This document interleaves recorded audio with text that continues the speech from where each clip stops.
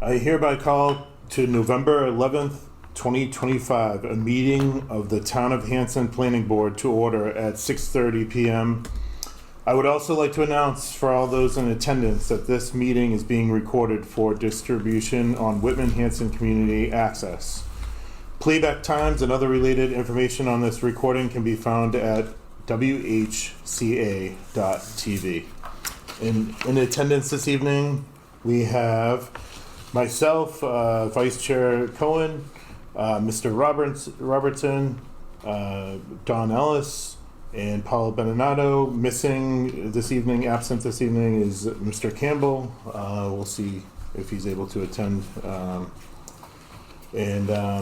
Moving on the agenda, first we have 6:30 p.m. approve October 20th, 2025 open session public meeting minutes. Did everyone get a chance to look those over?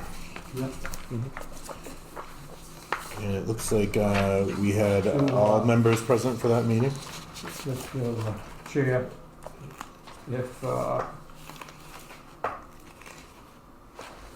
if we don't have everybody here, should we hold off on approving them until we can get a full board? That is an option. Would you like to make a motion to delay the approval of the meeting minutes to the next meeting? Would you like to make the motion? Yeah. Okay, so you're going to make the motion? Okay. Yeah. Mr. Ellis is making the motion. I'll second it. And Mr. Robertson seconding the motion. All those in favor of that motion? Hey? Aye? Okay. So that's 4-0-1. We'll delay those minutes till the next meeting. All right. First thing on the agenda here, we have 6:32 p.m., which we're at. Discuss potential zoning and general bylaws amendments for May 2026 town meeting. Town planner. Thank you, Mr. Chair. Yep. So, though Maytown meeting may seem far away, it actually, the dates to start getting and deadlines to get any type of zoning amendments are coming up, and they'll be here sooner than later. So I didn't know if there was anything that was outstanding amongst the planning board that they had looked at or heard about regarding potential general bylaws or zoning bylaws. There's a couple that we've sort of kicked around within the planning department, and the board can let me know if this interests them or not. So, under general bylaw, we've had some interest in drones and the fact of drones in, let's say, invading people's private space. Doing research, we're very limited to what we can do as far as controlling that. The FAA controls basically like 0 to, I believe, 400 feet. So they have their own regulations, and so we can't touch anything in that space, if you will, and any regulation that we have that contradicts or conflicts with their regulation becomes moot. But we have looked at some other communities that talk about the use of drones for, let's say, harassment and so forth. So you can do things like that. So for instance, I asked Jay to take a look at some other communities. This gets up in okay, hold on a second.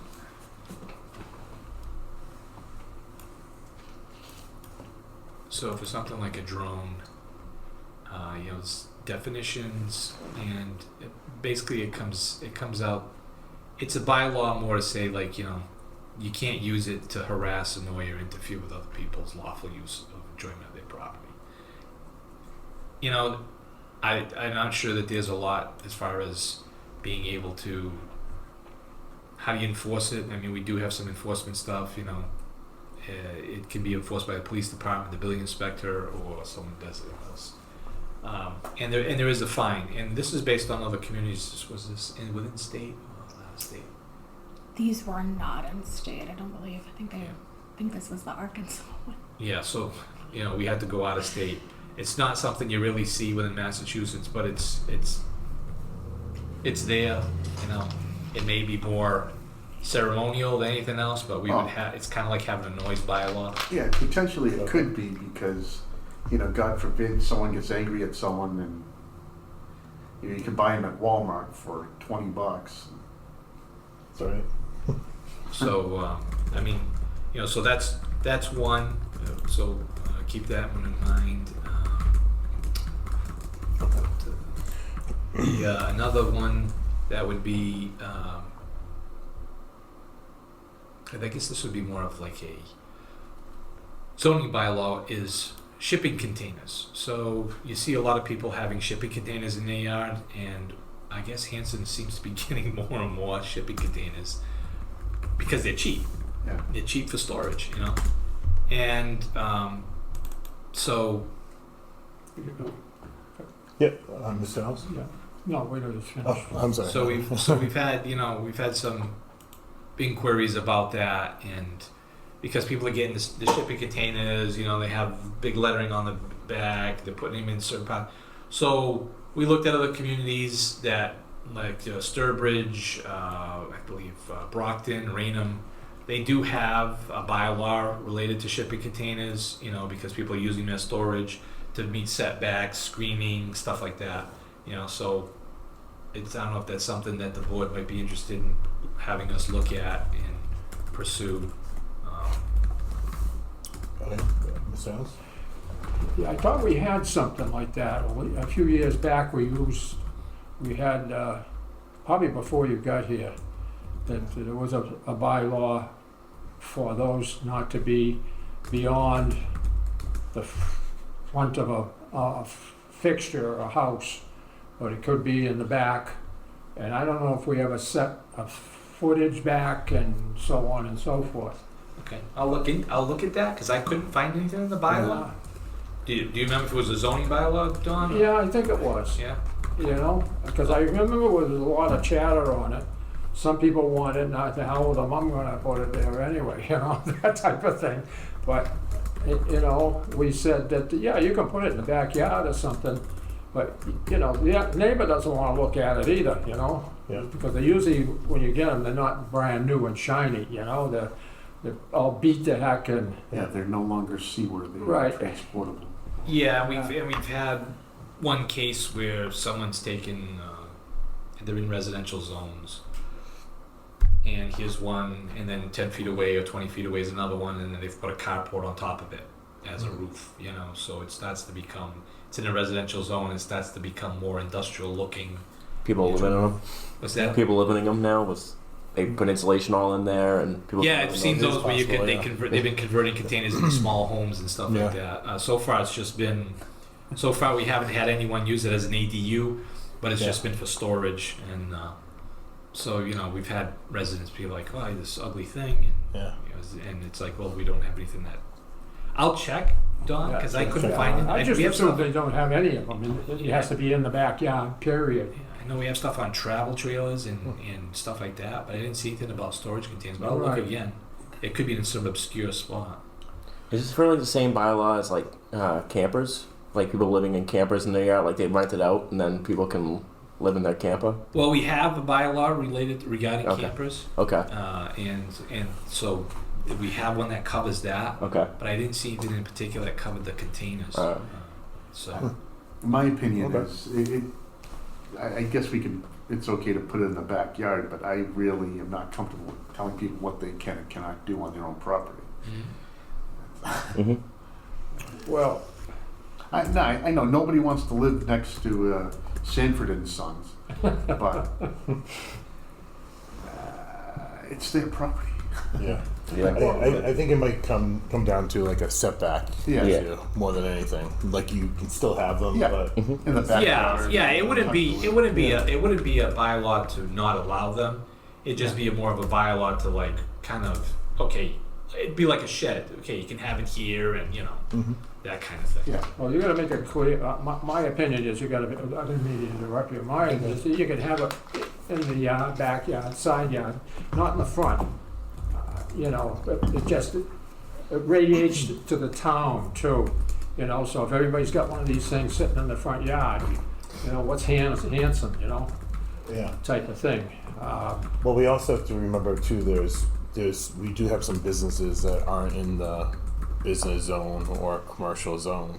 Yeah, there's a and- couple of them scattered around. If they Yeah. put something like that, I Well, don't want to mention like the JJ's property, but like that sort of thing. Yeah. Or Yeah, like a I mean- landscaping type of company. These other communities, they differentiate between that, and it's just basically like, if you're going to use it permanently, then you kind of have to have a site plan review. So, and then they kind of have some setbacks and screening. It wouldn't be like we're not allowing them. It's just more like, and they put a limit on, like a few of these towns. It was like a limit of like 5. But can you imagine 5 on a residential site? If you're not running a business. So, I mean, again, and I'm not looking for necessary answers tonight, but these are just ideas I'm Yeah. throwing out, so keep that and we can Okay. come back to it. I think there are some towns that people are actually using them as like a commercial kind of storage. Mhm. They have 100 of them, and they're using them as storage. I don't know if anyone in Hanson is doing that. There may be somebody in Hanson. There is doing one that. property Yeah. I know of that it's a business. It's That's actually right. so they're being used for storage. Yeah. Yeah. But it'd be a case of differentiate. It's more like when if it's in the commercial industrial, it's clearly that's the use, in the business that's the use. Exactly. Yeah. It's more like if you get all these residences and everybody's starting to get these, I mean, I get it, it's cheap storage. Yeah. Yeah. Right, Mr. Evans? 2 things. One would be you could allow because you're gonna run into a lot of people, is those storage, when people are moving and they put them in a container, Yeah. you'd have to exempt something like that. Yeah, and that's what we've looked at Right. these other towns. They differentiate between like residence and business, permanent, temporary. If you get pods, that it's exempt because obviously you move in. It's not Yeah, what's the other thing? I think that we should shield them somehow. Yeah, I was thinking like a dumpster kind of thing. Maybe, I don't know, throw a couple of trees or something. I don't know. It's thoughts. You know what I Put mean? the dumpster in front of the container. Yeah. Yeah, there you go. Much Yep, nicer. there we go. Yeah. Sorry. So Yep. it's food for thought. Perfect. Then we have definitions in our zoning bylaw for home occupation. You gotta be Yeah. home to do it. And the problem that we seem to be running into is we may have to expand on our definition of home occupation or make it a little clearer, because you're getting some businesses such as landscaping businesses that are saying home occupation. And so they're going into a residence district and they're doing a home occupation. But the next thing you know, they have material storage, they have their equipment out, and then the residents are complaining, seeing all this stuff, and they're going, "What's going on here? This guy's running a business out of a residence." So we may do a little research on this and try and look at, because realistically, for like a landscaping business, it's like, okay, have your home office where you run your business out of it and save one of your trucks, but not bring all your equipment into your yard and start storing mulch and concrete. That's happened in front of my parents' house on Golden Drive. Somebody had like a tree cut insert thing, be like not 10 o'clock at night, and they'd be moving equipment around in the middle of the night. You would hear like the big machines going on, like people like chipping, and like, you kidding me? Yeah. People calling and Yeah. staying. Yeah. So I understand where you're coming from with that. And that gets into like noise. Noise complaints and everything. Yeah. Yeah. So, we may have to just kind of look at our definition and say, okay, look, if you're going to have this type of business, here's what you can have with it. I mean, we can't cover every single business, but some of these bigger ones that, let's say, a construction, because we are getting we're getting a big influx of like landscaping type of businesses into town. And to be able to say, look, we get it, and your office and one of your trucks out front is one thing, but you can't be having a storage yard and all kinds of stuff in the residential zone because you really are running your business out of there. And it's Right. not that was not the intent of that bylaw. And then The one's really an eyesore is that one on the corner on 27. You know, where it's going up towards Brockton, Okay. you know, where he's got his equipment and everything else. Just nothing but it's an asphalt company and he's got Oh, trucks. where you talking? That's where you're talking about, I think, right? Where the heat, that company there. The paving. We might be talking about the same one. Yeah. talk about the one that's on the bend. Yeah, Yeah, that one's in the works. Yeah. yeah. Yeah, that's been in the works for about 10 years now, you know? Yeah, there's enforcement is taking place, but it's being slow processed through the courts. Yeah. Yeah. It just, I can't believe it. Welcome to Dangerous corner Hanson. there. Yeah, oh, welcome to Hanson, come around the corner and do the boo, you know?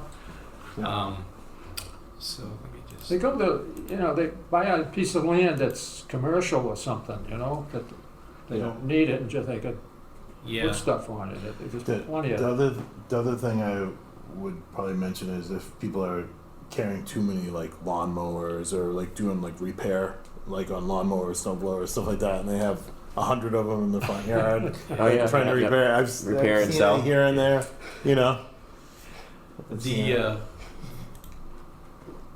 One of the bigger ones, we'll be talking about the battery storage in Yeah.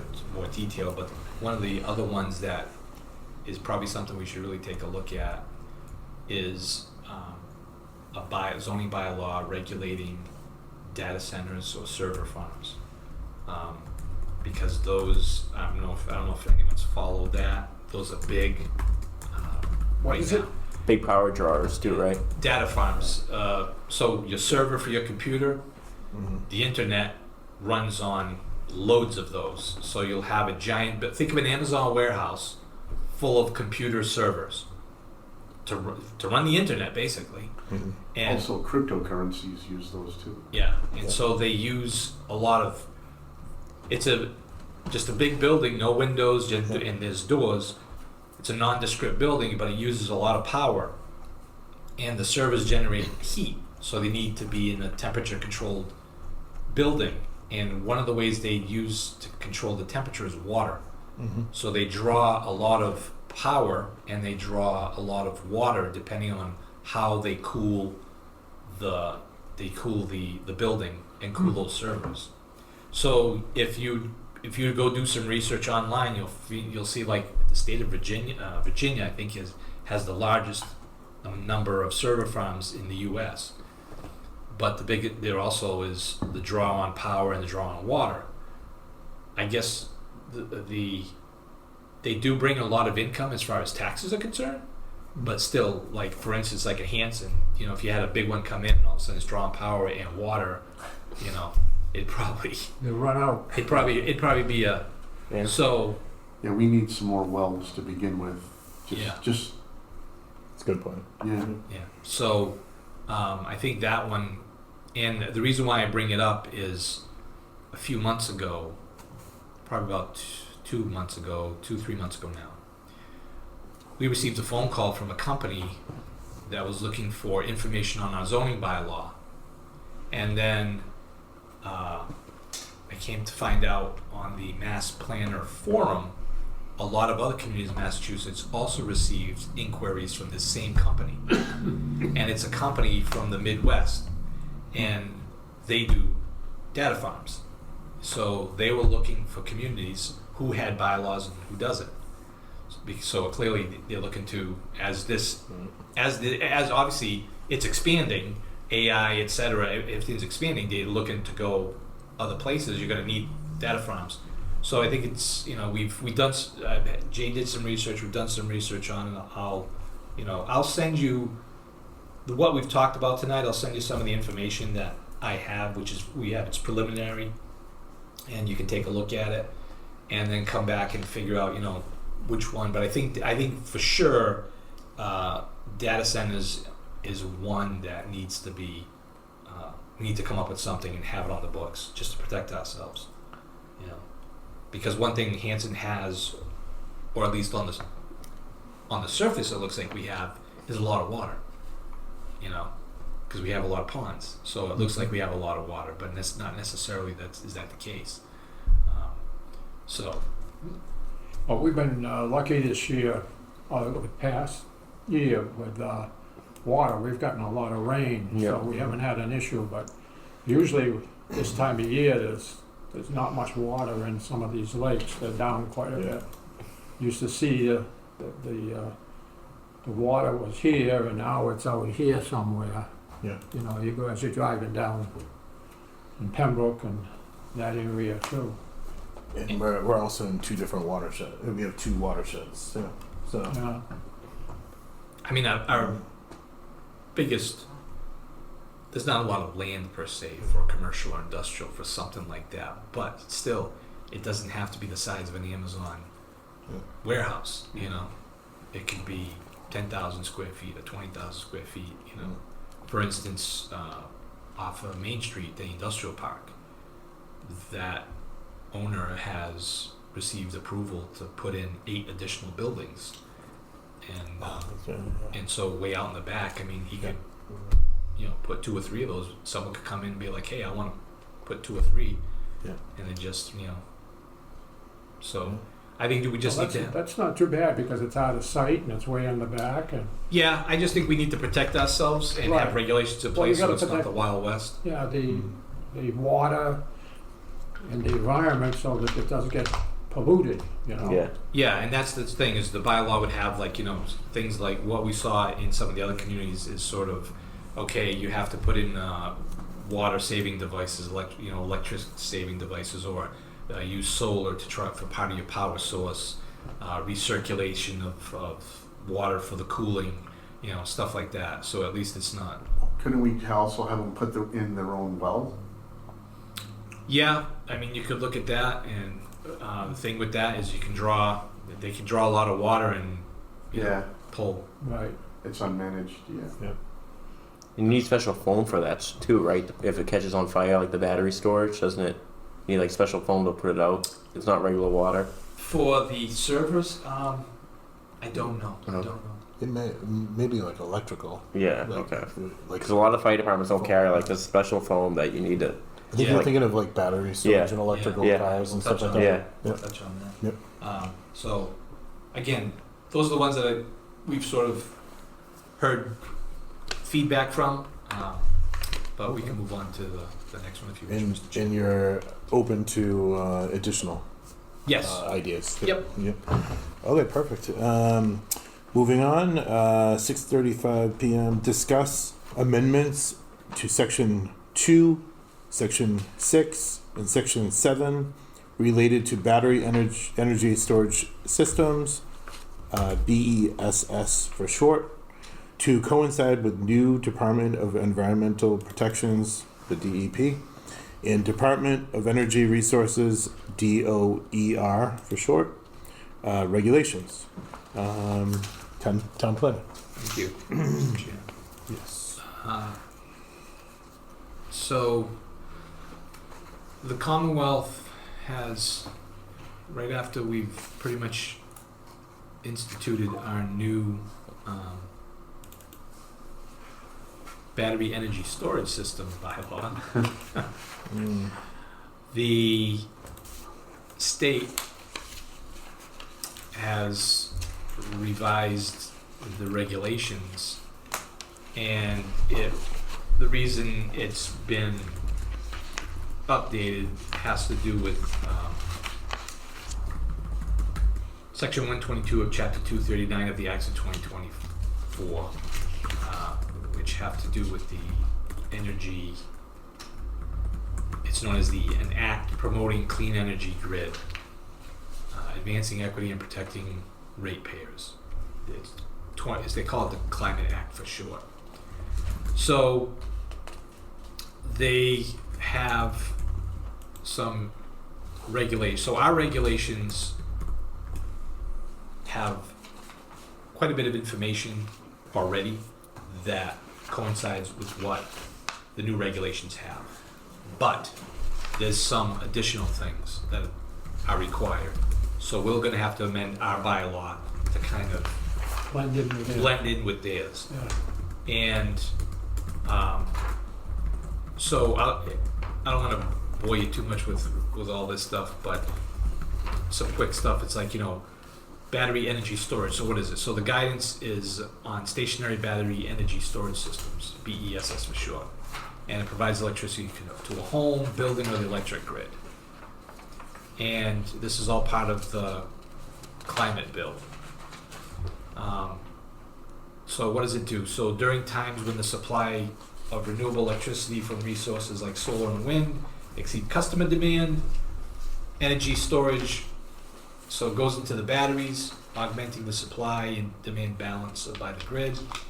And when demand for electricity exceeds the renewable, then, so for instance, after the sun sets and the solar panels no longer generate electricity, energy can be discharged. So the whole idea is you have these giant banks of batteries, electricity goes in, charges up the batteries, then when you need that extra electricity because the grid can't keep up, or it's like it says, the sun's down, the solar isn't doing it, now you can draw off those batteries to power houses and so forth. And the whole idea is to sort of, what they call is, when there's this high demand, there's power plants and they use fossil fuels. So it's trying to sort of help ease that burden on the power plants, or the need for the power plants to fire up and use fossil fuels to create electricity. So they have different types of battery energy storage systems. And there's two categories. They call it utility scale and non-utility scale. Utility scale is for larger systems that serve and benefit electric grid as a whole, and non-utilities are for smaller that can serve the electric grid, primarily serve individual or small groups of customers, such as home, apartment, building, commercial. One of the biggest things is so a BES, these battery storage can be several hundred kilowatts or several hundred megawatts, depending on the size. So they have different tiers. They have tier 1, tier 2, tier 3, different levels. So like a tier 1 is plugging your electric car using a household cord into your wall. Takes forever, but tier 1. Tier 2, 240 volt, which is like plugging in your washing machine. And the tier 3 is like the quick chargers, which are real expensive. A lot of people, you need a whole different type of infrastructure for that. So the state has issued guidance, and I'll send this to you, and I'll also, I believe I had sent it to you, but I don't know if anybody got a chance to read all of it. But there's a lot involved to it. The batteries, fire protection, environmental protection, stuff like that. So they also they did provide. Just a question. Yeah. Tony, when they create a warehouse like that to hold the extra juice to be drawn off later, whether to be bought or to use, it's just, they're gonna need a big facility, because the house and stuff draws a lot, especially when you have electric stove and dryer and stuff like that, the furnace and so on, if you're using it sometimes. So it's probably gonna have some sort of regulator. But most of these companies, I would think that it would fall underneath the electrical Company? Grid? well, not so much the company, but the guy that somebody's got to take a permit out. So Yeah, and that's what this is all about. Right. So this is all guidance for permitting, right, guidance regarding fire safety. So but he's going to have to meet all that Yeah. in order to get his permit, and then to get his permit approved to be able to use the facility. Yeah, one of the big things is that now the state's trying to make this all into one permit and basically say to town and asking towns to. It's going to be a requirement of like, okay, somebody comes in and says, hey, I want to do one of these. They got to get a permit within a year, so it's not like you can draw it out forever. So they got to get a permit in a year. If they don't get a permit in a year, they can go to the state, and the state will make the decisions on the permitting.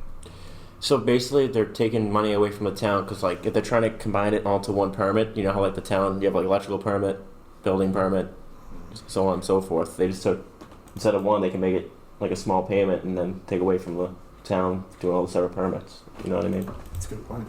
Well, to some extent, but it's hard to mix an electrician with a builder. Yeah, that's what I mean. They're trying to combine it with all one For permit. the facility, and then you gotta have the electrician for the, Yeah. for the thing, so it's gonna be,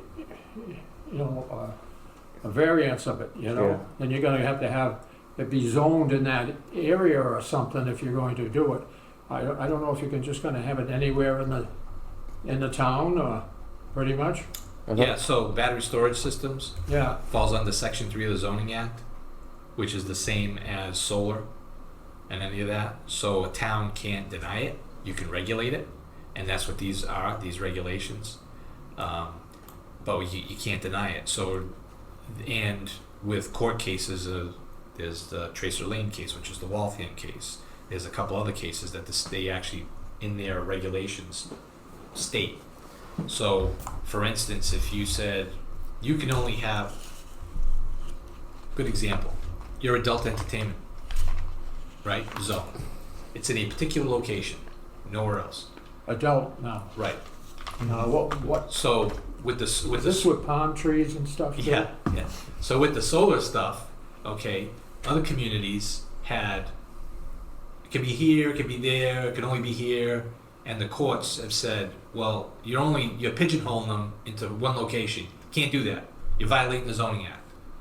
So out it goes. So in essence, they can virtually go anywhere unless they're a complete public health, safety, or environmental hazard, and you have to explain why. Yes, in essence, they could go just about anywhere because we can't shoot them down, but we can regulate them. So they created so it's 225 CMR 29, and that gives all the regulations. And I highlighted just some brief stuff. You know, they have definitions. It's kind of like Title V. It's kind of like anything else. So, they have pre-filing checklists. Let me get to the really basic stuff. So, for instance, there's a transition period. In other words, we have to do this, okay? The applicants and local governments may comply with the standards and practices established in 225 CMR 29 or the local government's existing applicable standards, in other words, our current bylaw, through November 30th, 2026. But you can't mix both of them, okay? Then, applicants and local governments must comply with the standards and practices established in 225 CMR no later than December 1st, 2026. So in essence, we have a year to bring our stuff, our bylaw, to this standard. So, It shouldn't be too difficult. no, the good thing is, like I said, we have, when we compare them side by side, we seem to have quite a bit of it in it. We may have to make some word adjustments. And again, I'd be working with town council on this because it's in depth, and better to have a legal set of eyes, because when it goes to the AG's office, we're not lawyers, they are.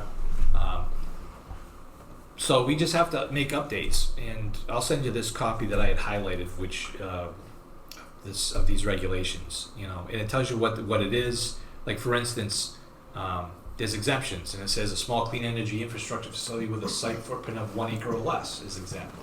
You know, there's different things. So we just need to bring our bylaw online, update it to these regs. Now, how much do we currently charge for the permit?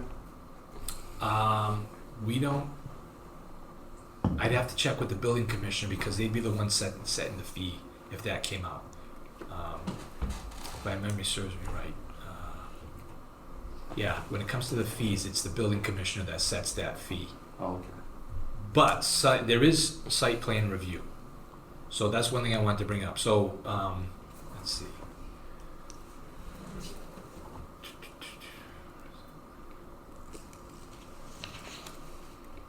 Like we have to, if someone applies, we have to have like a meeting in like 30 days. But there is site plan review. So the planning board right now is the oversight authority on these. And you know, we can look at erosion control measures. We can look at stormwater. So we can look at a bunch of things. We can do a site plan review, screening, et cetera, et cetera, et cetera.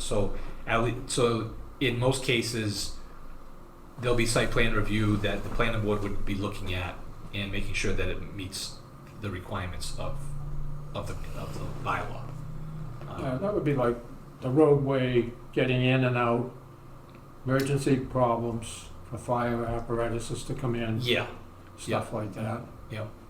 and they talk about, you know, for like fire, and you know, we'd have to get the fire department in on here as well, because the biggest thing they do talk about. It's funny because, you know, anytime you hear about these battery fires, I never hear the fire department say, water is the best thing to put them out. But the state says, the best thing to put them out is water.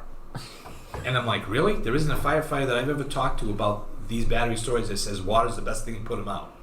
You know?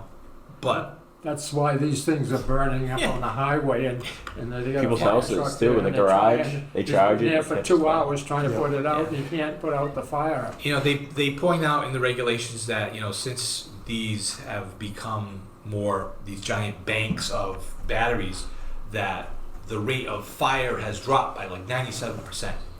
So, but So if they happen around here, can we sue them? yeah, well, it talks about, you know, with decommissioning, and then you talk about what happens if there is a fire and the environmental damage, and then there's we would look at noise because there's equipment to keep it cool. You know, you might have it you might have it in the building, and the building needs to be cool, so you have the HVAC going on. It's going on 24/7, and if these can go anywhere, you want to live next to where the AC's going 24/7, you know, to keep the building cool. So that happened in Pembroke. So they built it on in this lot, and all these people around it can't sell their houses because nobody wants to live next to a battery farm. So people have to like sell their houses for short money, less than value, to get rid of it, which is crazy. But Yeah, that definitely seems wrong. yeah, So That's one thing I noticed too. Do you notice that the construction in the town seems like it's everywhere, commercial? Down at the end of the, I don't know, it was an end of the street when I was going down.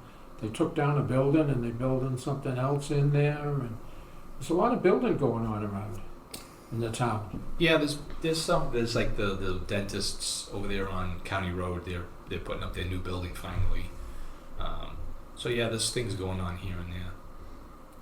So we should be getting some good tax money in the town. You'd have to talk to the assessor. The assessor will say that, but it's the selectmen that say, oh, wait a minute, we need 3/4 of that for something. Yeah, well, so anyway, this one is, I'll send you this. This is one we need to work on. I mean, granted, we have till the end of next year, but I'd like to get in it sooner than later. Yeah, we could just merge the two. You know, get these. Yeah. So I'll work with council, and I'll put out a request to council to work with us, and meld these two so that we're up. Maybe we could look at something like Hanover. Hanover must be running into the same problem. Well, this just came out in August, okay? So this just came out in August, and Because that's what we would usually do in the past, has been on the planning board, is to look at somebody, it starts out, gives you a base to go look at, their rules and regs, and then you tweak them as to what fits for your environment. well, we were ahead of the curve, but as usual, the Commonwealth has decided to change the curve. So these regulations just came out. So everybody has to make adjustments to their battery storage. If the ones that have it, the ones that don't, well, they'll have to come up with new regs to address it, because these are coming to some town near you at some point. And they're allowed on municipal property as well?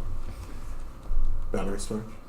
They would, I guess, the press would have to try and enter into an agreement with the town.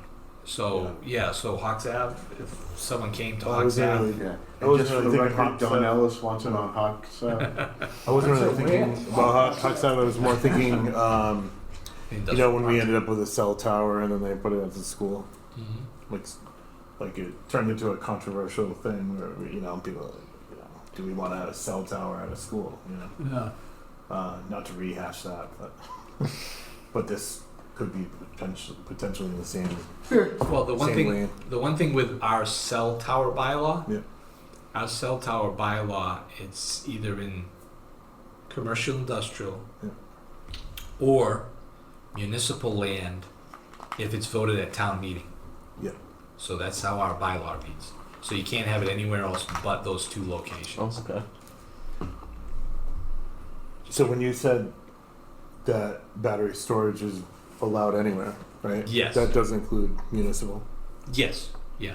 Is there? But an applicant would come to the town and say, hey, Yeah. for instance, I want to put a bank of batteries at the school. Yeah. And then it'd be up to the town to say yes or no. Then it would go to They town can't. They can't. Yeah, we'd have to enter agreement. It's not like they can come to us and say, we're going to put a battery Yeah. bank here on your property. Exactly, No, yeah. that doesn't happen. Okay. It's just a matter of if they buy a property on Liberty Street Mhm. and they want to put them in, Mhm. they can put them in following site plan review and all that. I All right, like gotcha. Yep, Mr. House. Do you? I think, myself, if you're going to require or allow battery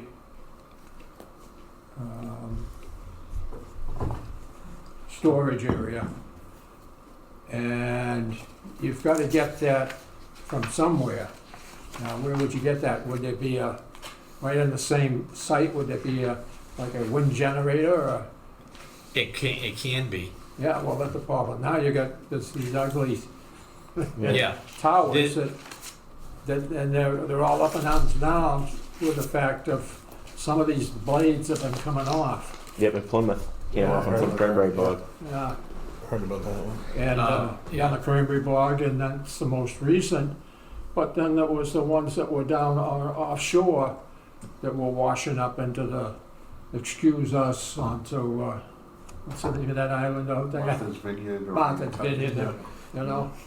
Yeah. These can be either standalone or part of something else, Yeah. whether wind or solar. Because it would look kind of ugly if you had a building in your backyard, a garage, I'll say, and you have your stand there, but you gotta get it from somewhere. I think one would look great on Hawks Ave. You're in trouble, man. Now the one interesting thing that they note is that July 1st, 2026, when you have a project that's rated greater than 100 megawatt hours, which they call large cleaning storage facilities, it's the state that'll be issuing those permits. Okay, cool. Yeah, which is The ideal spot is, if you could run a long piece of pipe, would be to go to Greenland and back again, because they get all their power out of the volcanoes that they have over there. You know, coming up with steamy water. Yeah. But we don't have anything like that around here. No. It has some politicians that are like that, but Does that water wheel at Thomas Mill produce a lot of electricity? I know. Just keep it turning. yeah. Yeah, so, again, I'll send you the information, but it's one that we'll have to act on, so I'll move it to, like I said, to speak to council and get going on this, so that we can make necessary amendments and bring it to May. I know that residents may be like, didn't we just do this already? And it's like, yeah, I know it seems like it, but the first time the AG's office kicked back because there was a phrase in there about a map, so they kicked it back. So we had to revise and go back in October of that year. So they may feel like it's coming back again, but it is because the regulations have changed. I guess we're ahead of the curve. Again, we were ahead of the curve. They changed the curve. Kind of like ADUs. We passed our ADU bylaw and then they came out with something else. So What are they gonna do in these cities that they don't have any room? they're gonna put them in Hanson. Yeah, Oh. that's why the MBTA thing came all up. Well, I guess they're gonna put my house up for sale. So that's it on that presentation. All right, moving on to our 6:40 p.m. Discuss seeking a consultant, an estimate for updating the Hanson subdivision control to meet current regulations and engineering standards. The subdivision control law has not been updated since 2012. So with that, Mr. Chair, it's basically I'm looking. Obviously, we haven't updated subdivision control law since 2012. Standards have changed, some things have changed. So what I'd like to do, if the board is willing, is I'd like to put out some requests for proposals from some different consulting companies that do this, that might help be able to provide some assistance in updating the subdivision control law. Okay. And would we need a motion for that? This evening? Yeah, for just as a matter of procedure. So moved. Okay. All right. So we have a motion on the floor by Mr. Renato. Yeah. I'll second. And Mr. Ellis seconding it. Any discussion on that motion? All in favor? Yeah, I'd like a cup of coffee. Yeah. All in favor of that motion? Aye. Aye. And I'm aye.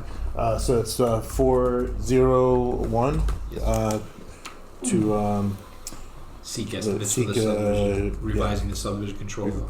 yeah, there you go. As said. Perfect.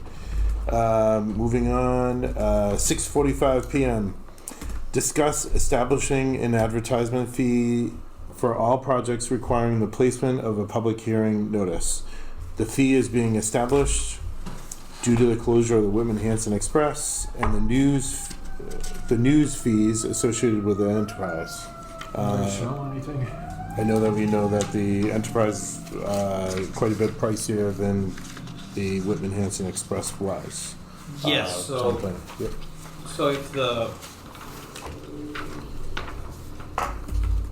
So for instance, one of the other boards used the enterprise to place some public hearings, and it came out to a total of like $371.32.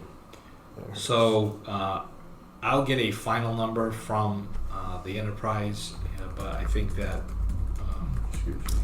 we may look at our fees and the board adding that fee that the applicant unfortunately will have to pay for any public hearing. This is strictly for public hearing notification. So that's something, I'll get the final number, but I just wanted to make the board aware of that. And of course, that would be temporary given the return, if they ever do return. Yeah, and what we would do is, what I'll do as far as that is I'll hold a public hearing, so I'll have to pay that one, and that way the public will know that the planning board is creating a fee for that, and if there's anyone that wants to come in and comment or anything. Excellent. Okay. And it'll just match whatever the fee is for the enterprise or whatever. Right. Yeah, exactly. I think you ought to look at them closer, just a little bit closer, because get a little extra in there, because things do go up, and we don't have to come back and look at it 2 years from now, if we have it a little higher. One thing I did do was sent a letter to the select board, and they reached out to Representative Sweezy. Yeah. Because a community can get, we'll call it special dispensation, if you will, to put all their public hearing notices online. And communities have done that because they don't have a paper anymore. So I reached out to Representative Sweezy about looking at either having that for Hanson as well, or the legislature needs to change the legislation and come up with the fact that print media is going away. So we need to have the ability to post public hearings elsewhere, like strictly like on our webpage, and then let the public know that that's where it would be posted. Like, It's definitely an ongoing problem because even with the Women Hanson Express, when they were in service, people would still come around and say, I didn't know about that meeting, or I didn't hear about it, or partially maybe because they didn't look, but it is an issue. So, the advertisement is needed, even in the enterprise or our website, wherever we can. The more I think the more advertisement, the better. Really, I don't think we should limit it. I think there should be more notice Yeah. on them, but we have to find a way to get the information to them, to the townspeople to look for it. They're not gonna come look for anything unless they need it. Mm-hmm. So I don't know if maybe we need another one of those electronic lights, not lights, but Message boards. yeah, Yeah. out there, because it's real helpful when you're driving along. If they're too small, you end up almost rear-ending somebody, because what did that say, You're trying to look at it. Do we know how many message boards we have? I think there's 2 out there right now, right? Yeah, and I think Yeah. they're all police station. Oh, I think police they're all station. police. I think. Don't hold me to that. Okay, perfect. We could get a plimp, and you could drive the plimp around. Oh, that's one of those Plane. planes, yeah. With a banner in the back. Yeah, there you go. Alternatively, we do have a giant water tower on High Street we could advertise Yeah. on. Yeah, perfect, yeah. That's perfect. fine with me. And we could do it from drones. Yeah. All right, we have all sorts of ideas tonight. Should make it flashing. Yeah. Yeah, there you go. Yeah. All right, moving on. We have no public hearings this evening. Moving on to board business. 6:50 p.m. Board member subcommittee updates. Mr. Campbell is not here for open space, OCPC, or alternative OCPC. Excuse me. Mr. Ellis, High Street Park Committee. Yeah, it's up on the top of High Street itself is where the park Yeah. is gonna be. Yeah, that's about it. We're still working on it, but Yeah. it seems that the contractor that's designing it, he knows what he's supposed to do, but I guess he hasn't figured out how to put the pen to the paper. Exactly, yeah. Okay, myself, Economic Development Committee, we're in the process of making a date for our next meeting. I don't think we have a date for our next meeting yet, unless I missed it when I was away. Oh, do we have a date? Should have been an email sometime. Oh, yeah. If you have that handy, I'll write it down. I was away. Well, there might be I'll more get that from coming you in, later. too. Mr. Robertson, Community Preservation Committee. No updates. My meeting is Wednesday for Wednesday. CPC, and I'll give you an update next meeting. Excellent, thank you. He's- Mr. Benedetto, Drainage and Stormwater. Okay. Drainage Committee, as of January, will potentially be gone, and then I will be on the new Hawks Ave Development Committee. Maybe you're starting a new committee. All right. And moving on, town planner update. So we have some invoices this evening. So considering that Mr. Campbell is not here, I'll need signatures from each of the members Yeah. Okay. on the front. And I see it's J&R Printing, Yeah, J&R so- Reimbursement, and Verdantis. Yep, so we have one for Mrs. Marie, $35 reimbursement for a class that she signed up for. We have a second for Verdantis for $5,520.20, which is for the pedestrian improvements. That's being paid for by the grant. Excellent. We have a third for $1,100 to Apex, formerly Environmental Partners. That comes out of an earmark for the subsurface utility engineering survey that was done along McQuon Street. Expecting results on that in the next few weeks. We have one from J&R Graphics for $92.40, and that was for the creation of business cards for Mrs. Murray for her office. And the last one is for $34 for WB Mason, and that is for some office supplies. Okay. Excellent. And So you can just we'll each, pass that if on. you can just each sign the front page of the voucher, that'd be good. Okay. And while we're signing that, OCPC Summit. So Yes, are we each signed? Each sign next to your. Is there next to the name? there's no, Okay. don't just put your name All right. anywhere on the page. So, as the members may remember, That's it. on December 2nd, OCPC will be holding their 5th annual summit from 5:30 to 8:30 at Jones's Trading Post. I know Mr. Ellis is planning on attending. If anyone else is planning on attending, please let me know. I have to RSVP by the 18th of November. Sorry about that. Okay. But well, I'm sorry. What was that date again? You were The talking- RSVP is the 18th of November. November 18th. Okay, that's coming up pretty quick, guys. If you can make it, you know, it makes us look a little bit better. And when we need some money to do a project, small projects, they're more than willing to put us on the list, because we go to their functions. I agree, Mr. Ellis. I agree with that. It does make us look better if. We have to sign these now? Yes. So everyone, since Mr. Campbell's not here, we're each signing on this bottom Oh, line. we have to There's do it. 4 different ones. You might want to use the same pen. Uh, Okay, moving on. Underneath it or beyond Just it? next to it is fine.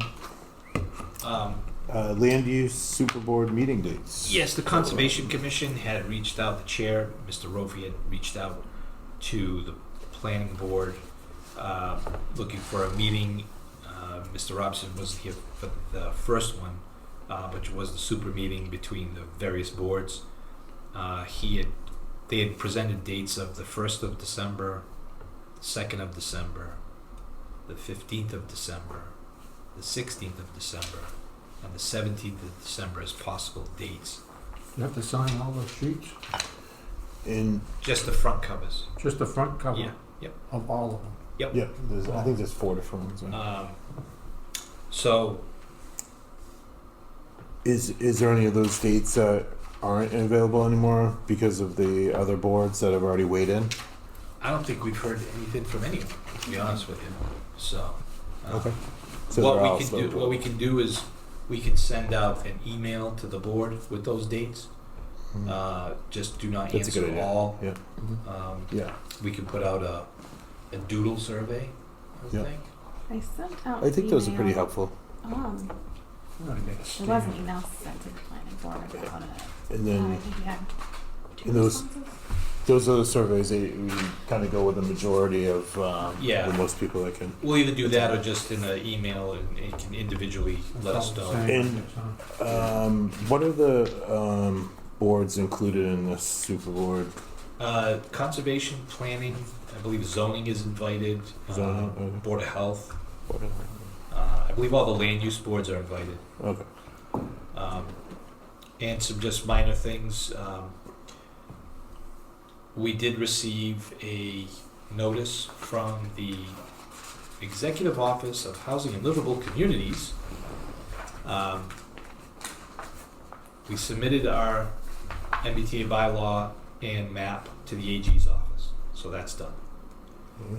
Submitted also to the HLC, which is the office I just said. It's HLC for short. They notified me that our application to them is complete. It's under review, but as of right now, we're in interim compliance. Excellent. So they'll go through the final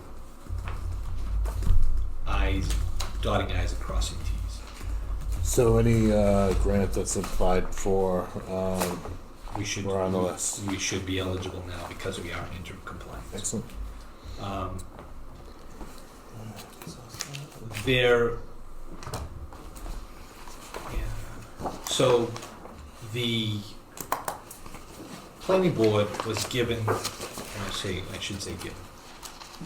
Money was appropriated at a town meeting for $3,000 a few years ago to scan plans into the database.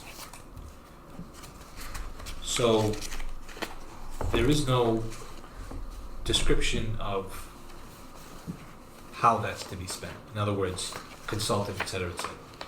I spoke with town accountant, I spoke with town administrator. So what I'd like to do is utilize that money in-house to do the work. And in essence, use that money to have Jay scan those plans in when she's not busy type of deal. So it may go beyond her 19 and a half hours, so that would pay her to do the work. So that would also save us money, because if we go to an outside source, $3,000 will probably cover half a drawer. We're lucky, you know. So at least that way, what we'll do is we'll take all the plans that we have in our files, we'll scan them into the cloud, we'll create a database, which will be almost a virtual file cabinet, and we'll have everything online. Now, where is it gonna be stored? It'll be stored in our servers, and we have servers offsite where it's all securely stored. But if someone comes in and says, "Hey, I need a plan for," we'll be able to print out a plan for them. Yeah. It'll be able to free up some file cabinet space, which we're running out of. You do charge them for it, right? We can charge them for it. Yeah. I think you should. Well, I'll bring that up You tell them Don Ellis said as a fee. we needed some money. Yeah. We haven't got paid yet. And the last thing that I'm just gonna throw out there, and I'll bring this up again. One thing Hanson has done in the past at town meetings, they've accepted roadways and as to become public ways, but unfortunately, for some reason or other, the paperwork was never completed within the 120 days that's required after town meeting. Big surprise. So, for instance, this one was 2005. 1, 2, 3, 4, 5, 6, 7, 8. There was 8 roads. There was 8 roads approved at that town meeting to become public ways. Okay. 2 of them became public ways within the time allotted. The rest, I don't know, fell through the cracks. We were able to bring 2 of them to the town meeting in 2023 and make them public ways, which was Litchfield Lane and So- Proudfoot Way. Where was the disconnect at the registry of deeds? I don't know. I don't know if the disconnect was between council and these. I can only assume it's somewhere in council or another office, because planning board voted to say, hey, these roads meet all the requirements, they've done everything they're supposed to, everything's good to go. Town meeting. Town meeting approved it. And then if something happened, and that's a rabbit hole that I'm not sure I want to go down. no. So what I'd like to do is there's 1, 2, 3, 4 of them now. I'm looking for as-built plans, because if I can find the as-built plans, basically, I want to bring these back around because it's like, look, they've been approved once, and so we kind of do like we did with Litchfield Lane and Proudfoot Way, and even Alden Way and so forth. You know, Right. everything was done. These in particular, everything was done. They were all approved once, and just try and bring it back around and say, okay, look, let's just get them back up to get them approved, so that way they become public ways because they were voted once already. And some folks on some of these roads probably assume that they live in a public way, Yeah. and they don't. I'll be bringing that back around, and because like I said, I'm trying to put my hand on all the Mylars that show these roads, because those Mylars would need to be recorded. There was a judge involved in this too, so, you know, it was mandated to sign it and release the money that was left over to the developer. Well, the thing is with these, okay, these went to town meeting. Yeah, Town meeting voted and said, we accept these as public ways. So all the monies were let go because they were good to go. So Yeah. but now they're still private ways. Some of them have some issues, and if someone calls up and it's like, well, we can't do anything because we actually don't have any money anyway because they were voted to be a public way. So it needs to say, I want to bring it back around and say, okay, these were voted once already. Let's bring them back around. Let's get them on the books and they're public ways and be done with them. As far as the outstanding ones, I'm still working with council on those. And that's all I have. And do we have Was he a gonna have- next meeting date? It'd be December the 8th. December 8th, okay, December 8th. Make a motion to make the next meeting date be December 8th, 2025. Next meeting date, December 8th, 2025, motion? I'll make a motion. We got a motion on the floor for our next meeting, December 8th, 2025 by next Mr. meeting, yeah. Robinson. sure. Second by Mr. Ellis. Any discussion? No? All in favor of that? Aye. Aye. 401. Next meeting, December 8th, 2025. And anything else for the good of the order? Is it? Nope. Seeing none, December 8th. I'll entertain a motion to adjourn. So moved. Motion by Mr. Benonato, I'll second it. second by Mr. Robertson. All in favor of that motion? Aye. Aye. 401. We are adjourned.